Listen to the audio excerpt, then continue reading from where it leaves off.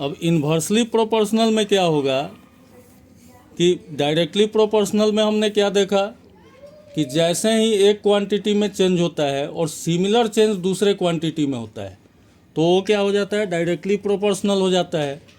इसी प्रकार अगर किसी एक क्वांटिटी में चेंज होता है और दूसरे क्वांटिटी में जो पहले क्वांटिटी में चेंज हुआ है उसके रिवर्स में चेंज हो जाता है, ठीक है, तो उसको हम लोग क्या बोलते हैं, inversely proportional. If one quantity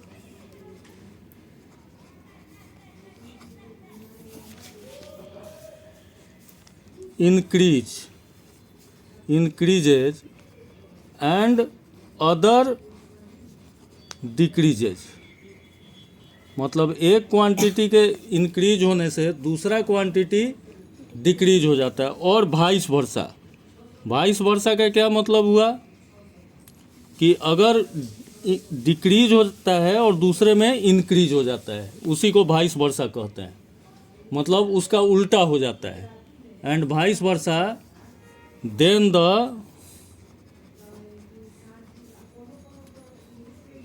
quantities are said to be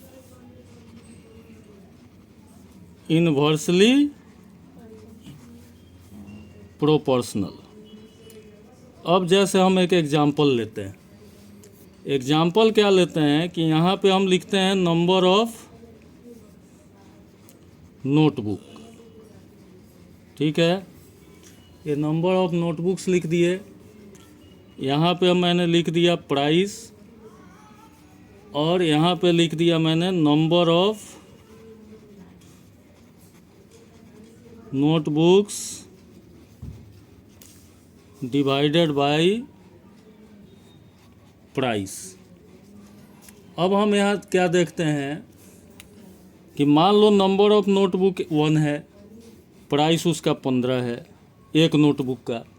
जैसे ही हमने नोटबुक का संख्या बढ़ाया, मतलब 2 नोटबुक कर दिया, तो प्राइस कितना हो गया, 30 हो जाएगा।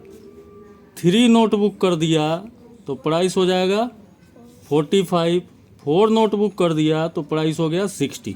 मतलब जैसे जैसे हम नोटबुक की संख्या बढ़ाते जा रहे हैं वैसे वैसे हमने क्या देखा कि प्राइस में भी इंक्रीज होता गया। मतलब number of notebook is directly proportional to price, ठीक है। दूसरा हम क्या देखते हैं कि इसमें एक चीज़ और देखने वाली बात है कि जैसे number of notebook divided by price 1/15, फिर यहाँ पे हम देखते हैं कि 2/30 करते हैं तो ये भी 1/15 ही आता है।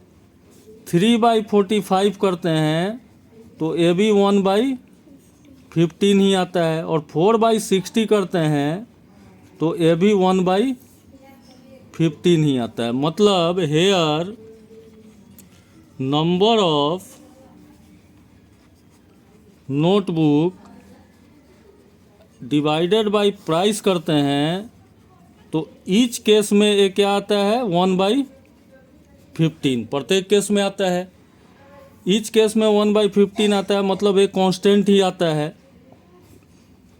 कहने का मतलब ये हुआ कि ये जो है डायरेक्टली प्रोपोर्शनल है।